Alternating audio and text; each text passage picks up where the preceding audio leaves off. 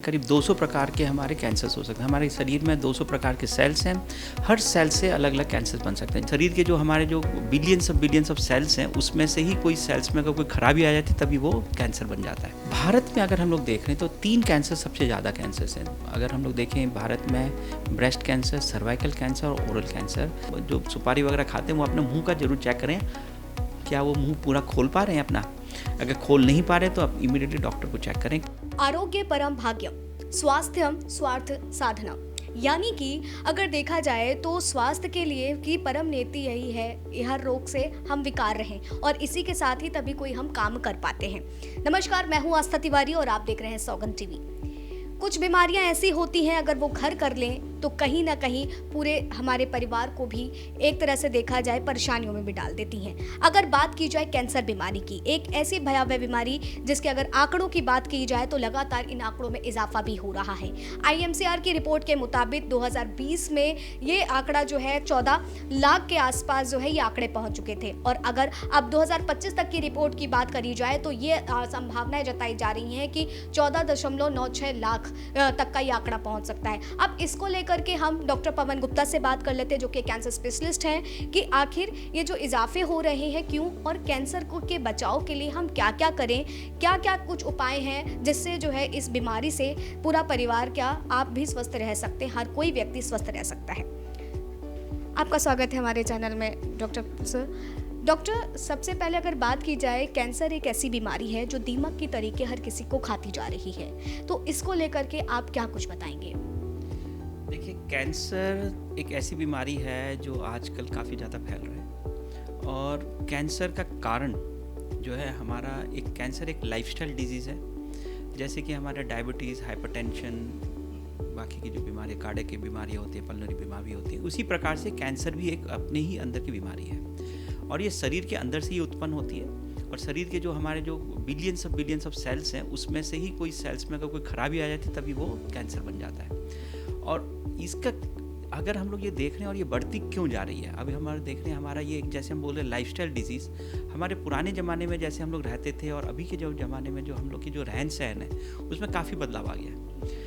यही हमारी जो सबसे बड़ी कारण है, हमारी रहन सहन, हमारी खान पान, हमारी जो तरीके जो बदल गए हैं और हम अपनी शरीर की किस प्रकार से हम लोग देखभाल कर रहे हैं, उसी के कारण ये बदलाव आता जा रहा है। और मतलब आजकल के जो न्यू जनरेशन्स हैं उनका जो तरीका ही बिल्कुल बदल गया। तो आगे चल कर के फ्यूचर में हमें ये लग रहा है कि आगे चल कर के कैंसर बढ़ेगा ही, कम होने की मतलब संभावना ही। सर, अगर बात करी जाए डॉक्टर, तो जिस तरीके से कैंसर के मामलों में इजाफा हो रहा है, उसके बाद हर एक कैंसर का अपना एक होता है, जैसे ओरल कैंसर हो गया, ब्रेस्ट कैंसर हो गया, माउथ कैंसर हो गया, ये सारी चीज़ें हैं। आखिर लोगों को कन्फ्यूज़न भी रहती है, हम आम जनता की बात करें तो, आम पब्लिक की, तो ओरल कैंसर क्या है उसके बारे में थोड़ा सा बताएं। आपने सही बताया, कैंसर्स हमारे बहुत कई प्रकार के हैं। करीब 200 प्रकार के हमारे कैंसर्स हो सकते हैं। हमारे शरीर में 200 प्रकार के सेल्स हैं। हर सेल से अलग अलग कैंसर बन सकते हैं। जितने भी हमारे ऑर्गन्स हैं, जितने भी टिश्यूज़ हैं, उसमें भी कैंसर बन सकता है। भारत में अगर हम लोग देख रहे हैं तो 3 कैंसर सबसे ज़्यादा कैंसर्स हैं। अगर हम लोग देखें भारत में ब्रेस्ट कैंसर, सर्वाइकल कैंसर और ओरल कैंसर, ये भारत का सबसे ज़्यादा कैंसर्स है और ये तीनों ही कैंसर ऐसे कैंसर्स हैं जो जल्द से जल्द पकड़े जा सकते हैं, जल्द से जल्द उसका डायग्नोसिस हो सकता है, ट्रीटमेंट भी पूरा हो सकता है और सबसे इम्पॉर्टेंट है कि ये तीनों के तीनों प्रिवेंटेबल कैंसर्स हैं, कि मतलब कैंसर होने से रोका ही जा सकता है। तो अगर हम ये देखें तो करीब हमारे जो भारत के जो 3 कैंसर्स हैं, करीब 60% ऑफ द कैंसर जितने भी हम लोग देख रहे हैं भारत में, ये 60% ऑफ द कैंसर ये 3 कैंसर्स हैं। अब आपने केवल ओरल कैंसर्स का जो पूछा, ओरल कैंसर्स में आप ये देखिए भारत दुनिया में सबसे आगे है। जितने साथ दुनिया में जितने कैंसर्स नहीं होते होंगे उतने उससे ज़्यादा कैंसर्स हमारे भारत में होते हैं ओरल कैंसर्स। ओरल कैंसर्स को जो हम बोलते हैं मुंह का कैंसर, जो हमारे लिप से लेकर के अंदर तक के मुंह का जो पीछे जो खाने के अंदर तक जहाँ पर है उस एरिया को हम लोग बोलते हैं ओरल कैंसर्स या मुंह का कैंसर्स। और ये मुंह का कैंसर बढ़ता ही जा रहा है और मतलब आप ये देखो कि अगर हम लोग आंकड़ा देखें तो करीब जैसे हम लोग बता रहे थे 13 लाख 14 लाख के आसपास जो हमारे टोटल कैंसर्स है, उसमें से करीब 4.5 लाख तो केवल ओरल कैंसर्स ही है। ओरल कैंसर्स ही 4.5 लाख का है उसमें, हमारे हेड एंड नेक कैंसर्स में पूरे हमारे भारत में। और इसका कारण क्या है? कारण भी हम लोगों को सबको पता है और वो है तंबाकू। मेजर हमारे जो 90% जो ओरल कैंसर्स होते हैं वो तंबाकू के कारण होते हैं। होते हैं। जो 10% कैंसर्स है वो दूसरे कारण से हो सकते हैं, जैसे कि शार्प टीथ है, स्पाइसी फूड है, या हमारे कोई डेंचर्स वगैरह हमारे कोई जो ठीक से नहीं लगे, तो ऐसे करके दूसरे कारण और हो सकते हैं। बट 90% जो कैंसर्स हैं वो मुंह के कैंसर्स वो तंबाकू के कारण है। तंबाकू के कारण, दोनों ही प्रकार के तंबाकू, चाहे वो स्मोकिंग हो चाहे वो स्मोकलेस टबैको हो, ये दोनों ही उसके कारण हो सकते हैं। सर, अगर जिस तरीके से बात करी आपने भी बताया कि ये एक लाइफ स्टाइल कैंसर एक डिसीज़ है कि लाइफ टाइम तक का ये हो जाता है। बहुत से लोगों के मन में ये भी रहता है कि ये जेनेटिक बीमारी है। इसको लेकर के थोड़ा सा क्लियर आउट करिए, क्या क्या वाकई ये कैंसर जेनेटिक बीमारी है? क्योंकि शुगर बीपी को तो लोग कहते हैं कि हाँ पीढ़ी दर पीढ़ी चला आ रहा है तो इसलिए है। क्या कैंसर भी इसी तरीके से देखा जा सकता है? जो हमारे टोटल कैंसर्स हैं उसमें से केवल 5% या 6% कैंसर्स ऐसे होते हैं जो जेनेटिक्स होते हैं। बाकी सारे के सारे हमारे लाइफस्टाइल डिजीज़ है कि हमारी किस प्रकार के हमारे रहन सहन है, खान पान कैसा है, उसके ऊपर डिपेंड करता है। हमारे कुछ कैंसर्स हैं जैसे ब्रेस्ट कैंसर्स हैं, एंडोक्राइन कैंसर्स हैं, थायराइड कैंसर्स हैं, ठीक है ना, ये कोलोन कैंसर्स हैं। तो ये कुछ कैंसर्स ऐसे हैं जो जेनेटिक प्रीडिस्पोजिशन हो सकते हैं, और ज़्यादातर ये जो कैंसर्स होते हैं जो जेनेटिकली होते हैं, जैसे ovarian cancer, breast cancer, prostate cancers, तो ये जनरली हम लोग देखते हैं जो अर्ली एज में हो जाते हैं। लेकिन जो दूसरे जो कैंसर्स हैं जो नॉन जेनेटिक हैं, जो 95 to 96% कैंसर ऐसे जो नॉन जेनेटिक हैं, वो कैंसर्स होते हैं हमारे लाइफस्टाइल के कारण। और जनरली वो हम लोग आजकल तो देखो हमारे कैंसर्स काफ़ी यंग जनरेशन्स में भी होना स्टार्ट हो गया है, but then it is mostly related to our lifestyle, ठीक है ना। 5 to 6% आर जेनेटिक। देखिए डॉक्टर, अगर बात करें तो आज के समय ये बीमारी ऐसा नहीं है कि केवल जो धूमपान कर रहे हैं उन्हीं को ही होती है। नॉर्मल भी लोगों को ये सारी चीज़ें होने लगी है। इसके पीछे की असल वजह क्या? मैंने आपको 3 ही चीज़ मैं बताता हूँ, हर इंसान को मैं 3 चीज़ बताता हूँ जिसका हमें ध्यान रखना बहुत ज़रूरी है। हमारी खान पान, हमारी रहन सहन, और हम अपने शरीर को कैसा देखभाल करते हैं। इसी बेसिस पे हम लोग आप देखिए कि हमारी खान पान में हम देखें तंबाकू, अल्कोहल, जो दोनों चीज़ें हैं ये कैंसर के बनाने की संख्या रखती है। और दूसरा जो है हमारा जो है खान पान में आता है, हम लोग किस तरीके से खाना खा रहे हैं, फास्ट फूड खा रहे हैं, किस तरीके का खाना खा रहे हैं, उससे भी हमारी शरीर खराब होता है। जो लाइफस्टाइल डिजीजेज भी हो सकते हैं, प्लस कैंसर भी उसमें हमारे को काफ़ी देर से देखा गया है। अब हमारा आता है कि हम लोग अपनी रहन सहन कैसे करें। रहन सहन में हमारा लोकल रेगुलर एक्सरसाइज, अपना वजन को सही रखना, अपना योगा वगैरह करना, जैसे कि मन भी संतुलित रहे, तन भी संतुलित रहे, ठीक है ना। दोनों को ही हम लोग को देख करके काम करना होता है, जिससे कि हम लोग ठीक से अपना अगर शरीर को सही रखेंगे तो भी हमारे को कैंसर होने से बच जाएंगे। देखभाल ऐसा है कि हम हर इंसान को ये कहते हैं कि हम अपनी स्वयं अपने जांच जरूर करें। अगर कोई भी बदलाव आ रहा है शरीर में, उसकी हम लोग जाकर के डॉक्टर की सलाह जरूर लें। प्लस जैसे कि मैं कहते हैं कि हम लोग अगर लॉन्ग डिस्टेंस में जा रहे हैं, कि हम लोग की गाड़ी, हम लोग सपोज उत्तराखंड जाएंगे या कहीं बाहर जाएंगे, तो हम लोग क्या अपनी गाड़ी को हम लोग पहले से चेकअप करा लेते हैं। उसी प्रकार से हमारी शरीर भी बहुत लंबी चलने वाली है, तो हम अपने शरीर को भी बीच बीच में चेकअप कराते रहें। 40 साल के बाद तो हम ये कहते हैं कि हर साल अपने शरीर को एक बार जरूर चेकअप करा लें, ब्लड वगैरह चेक कर लें, अल्ट्रासाउंड है, चेस्ट का है, सब अपना कर लें। प्लस अगर कोई मतलब 40 साल से पहले है तो इनवेरिएबली जैसे कि 20 साल के बाद में एक बार ब्लड शुगर और ब्लड प्रेशर, कुछ ब्लड टेस्ट वगैरह वो कराते रहें। विटामिन डी की आजकल बड़ी कमी होती है, न्यूट्रिशनल डेफिशिएंसी काफ़ी ज़्यादा होता है। तो हम यही कहते हैं कि अपने कैंसर को रोकथाम करने के लिए हमें 3 चीज़ का जो करना है, अपना रहन सहन, अपनी खान पान और अपनी देखभाल को, शरीर को सही से रखना है, तो हम लोग कैंसर से बच सकते हैं। मैं एक चीज़ और भी बताना चाहूँगा, ये जो हमारा जो मेडिकल एस्पेक्ट में है, कैंसर हमारे कोई बाहर से नहीं आता, हमारे शरीर में ही उत्पन्न होता है। जो हमारे जो शरीर के जो सेल्स हैं उसी को ही जो मल्टीप्लाई करते रहते हैं, उसी में कोई बदलाव अगर आ जाते हैं, उस सेल्स में ही वो कैंसरस बन जाता है।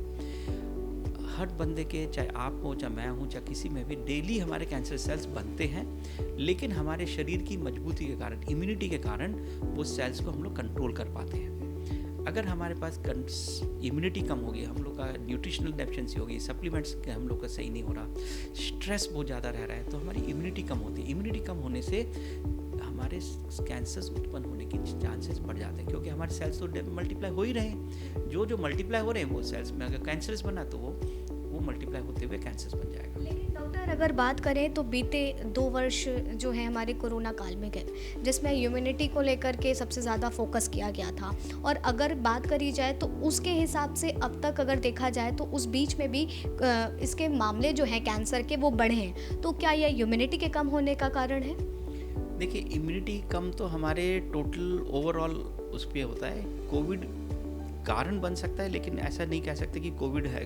कोविड ने तो हमें बता दिया कि हमारी इम्यूनिटी कितनी है। हमें अपने आप को ही हमारे को पहचान दिया कि देखिए, हम लोग जो सोचते थे कि हम लोग बिल्कुल फिट हैं, तो हमारी इम्यूनिटी फिर भी कम रहती है, जिसके कारण हम लोग को काफ़ी सारे बीमारियां बन सकती हैं। और कैंसर भी वो एक ऐसी बीमारी है जो हमारे इम्यूनिटी वगैरह सही नहीं होने से, हमारे न्यूट्रिशनल सप्लीमेंट्स वगैरह, जो हमारे जो मिनरल्स हैं, विटामिन से अगर कम होते हैं, अगर हम शरीर का सही देखभाल नहीं रखते हैं, एक्सरसाइज नहीं करते हैं, योगा वगैरह नहीं करते, तो भी हमारी इम्यूनिटी हमारी कम होती है और कैंसर के बढ़ने के चांसेस बढ़ जाते हैं।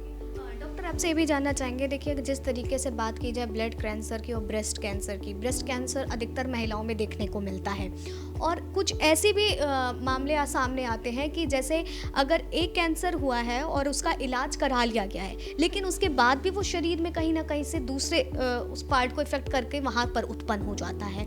तो ये क्या चीज़ होती है, ये थोड़ा सा क्लियर आउट करिए। ठीक है, अगर हम लोग कैंसर के स्टेजिंग को बात करें, देखिए जिस ऑर्गन से कैंसर निकला है, उसी ऑर्गन का हम लोग बोलते हैं ये कैंसर उसका। जैसे आपने कहा स्तन का कैंसर, ब्रेस्ट कैंसर है। ब्रेस्ट कैंसर हमारे ब्रेस्ट से डेवलप होता है, लेकिन वो फैल सकता है पूरे शरीर में। इसको हम लोग स्टेजेस बोलते हैं। जब अर्ली स्टेज होता है स्टेज 1, उसके बाद स्टेज 2, स्टेज 3 और स्टेज 4। स्टेज 4 कैंसर वैसा है जो शरीर में पूरा फैल चुका होता है, कहीं पर भी चला जा सकता है, मतलब लीवर में जा सकता है, बोन में जा सकता है, ब्रेन में जा सकता है, हार्ट में लंग्स में जा सकता है, तो कहीं पर भी ये जा सकता है।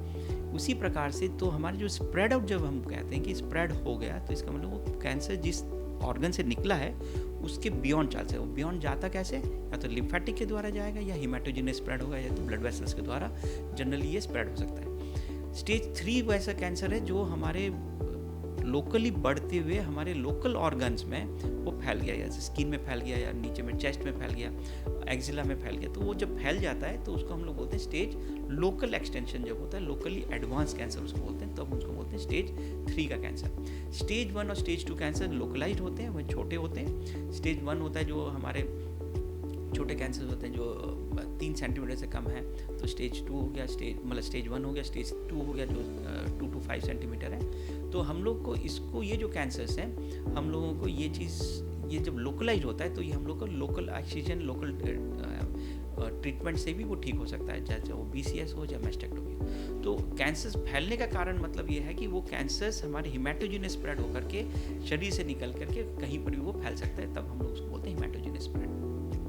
अगर बात की जाए सबमुकस फाइब्रोसिस एक बीमारी के तौर पे देखा जाता है, इसके बारे में सर थोड़ा सा बताएं क्या है? आपने एक बहुत ही इम्पॉर्टेंट टॉपिक को पकड़ लिया, सब म्यूकोसल फाइब्रोसिस। सब म्यूकोसल फाइब्रोसिस भारत में, वर्ल्ड में अगर देखा जाए तो सबसे ज़्यादा भारत में है। और ये कैसे होता है ये जानना बहुत ज़रूरी है, और आपके सभी को जानना ज़रूरी है, क्योंकि हमारे, आप देखिए, हम लोग के बड़े, हमारे पुराने ज़माने से भी चला आ रहा है कि हम लोग सुपारी वगैरह काफ़ी लेते हैं।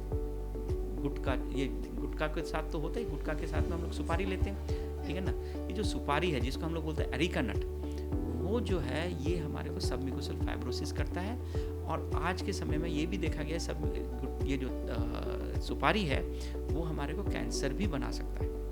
It is also carcinogenic.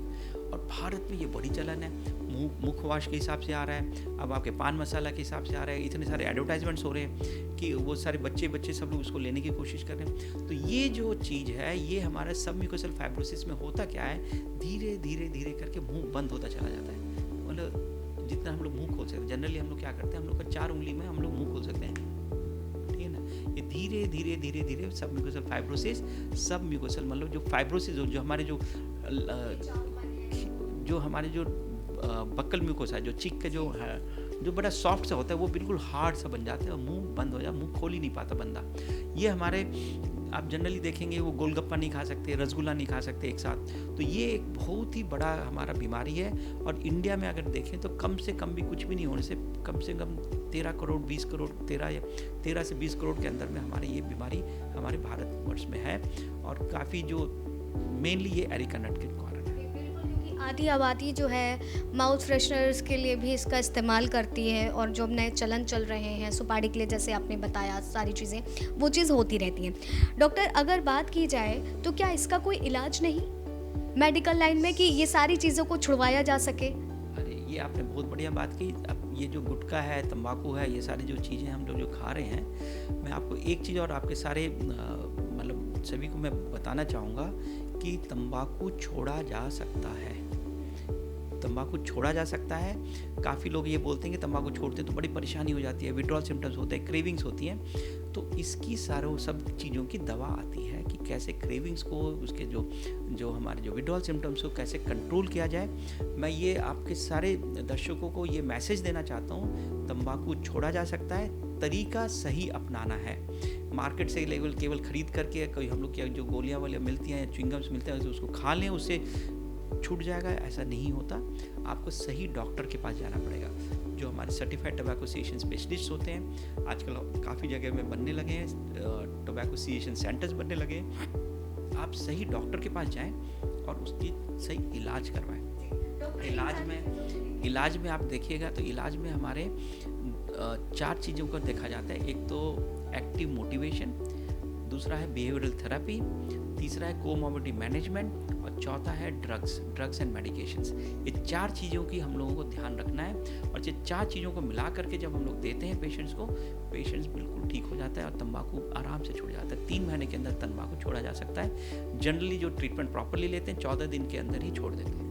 Doctor, जैसे आपने ये सारी चीज़ें बताएं कि इस तरीके से लोगों को जो है तंबाकू सारी चीज़ों से छुड़वाया जा सकता है, लेकिन लोगों के मन में एक ये भी प्रश्न है कि हमको फिर इसकी आदत हो जाएगी, उसकी हैबिट हो जाएगी, इसको कैसे आप क्लियर आउट करेंगे?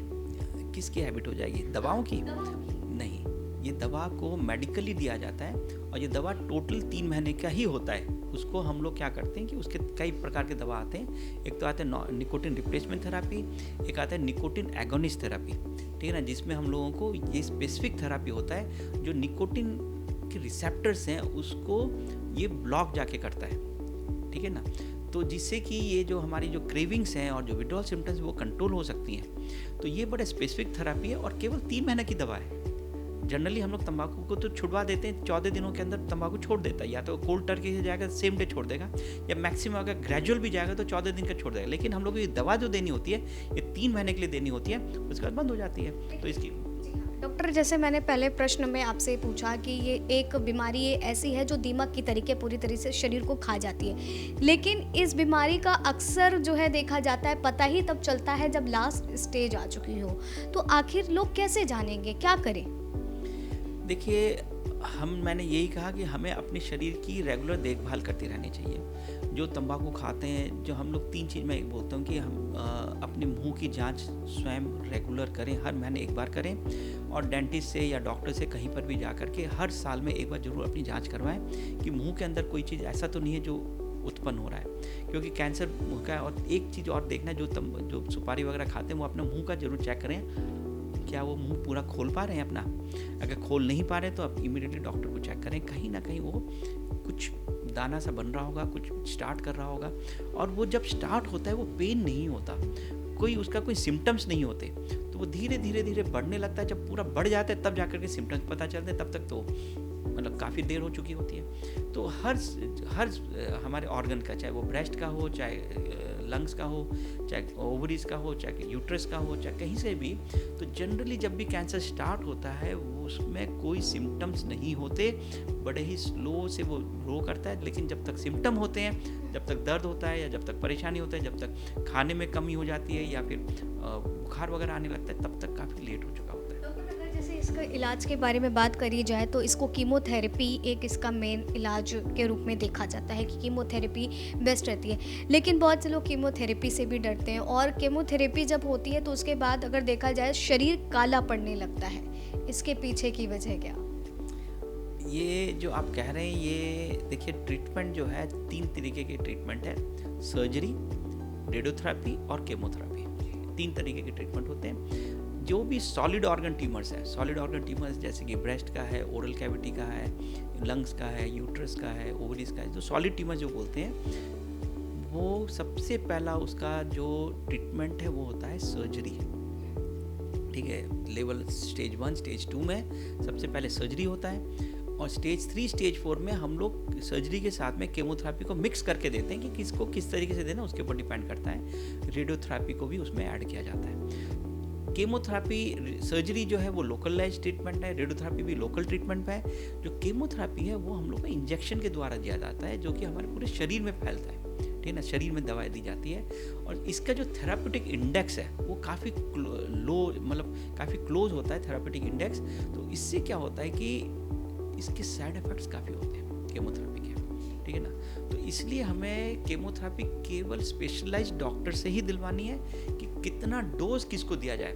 जैसे आपको जितना डोज है वो मेरा डोज उतना सेम नहीं होगा, तो हर डोज को हम लोग को डिफरेंस से एक साथ देना होता है। अगर ज़्यादा डोज हो गया तो डेंजरस है, अगर कम डोज हो गया तो वो इफेक्ट नहीं करेगा।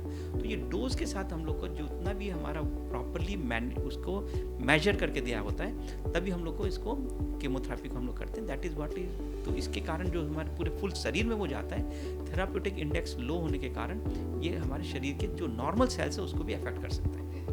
तो देखिए, डॉक्टर से खास बातचीत थी कैंसर्स को लेकर के कि ये बीमारी जिस तरीके से भयावह रूप ले लेती है, लेकिन अगर डॉक्टर से बात करने के बाद यही पता चलता है कि हर चीज़ का इलाज तो संभव है, लेकिन इलाज से पहले अगर हम खुद सतर्क हो जाएं, जो अगर देखा जाए हम मंथली चेकअप कराएं, क्योंकि ये बीमारी किस तरीके से है जो दीमक की तरह शरीर को तो खा तो जाती है, लेकिन पता जब चलती है जब इसका 4th स्टेज या 3rd स्टेज पे आ जाता है, जब चीज़ें डॉक्टर के हाथ में भी नहीं रहती हैं। तो आप अपने रहन सहन, अपने को देखिए, पर्यावरण को देखते हुए खान पान पे, सेहत पर ध्यान दें तो इस बीमारी से बचा जा सकता है। और जिस तरीके से सर ने बताया कि ये तमाम बीमारियां होती हैं, इस तरीके के प्रकार होते हैं और ये स्टेज होते हैं, इस पे किस तरीके का इलाज संभव है और ये वजह किस वजह से क्यों होता है। तो अगर वो सारी चीज़ें आप ले रहे हैं, तंबाकू का सेवन कर रहे हैं, तो डॉक्टर का भी यही सलाह है कि इन सारी चीज़ों को छोड़ दें, तभी आप स्वस्थ रह सकते हैं, आपका परिवार भी स्वस्थ रह सकता है। तब तक के लिए बने रहिए आप सौगंध टीवी पर। कैमरा पर्सन सुमित के साथ आस्था तिवारी। आप देख रहे हैं सौगंध टीवी, सौगंध वतन की।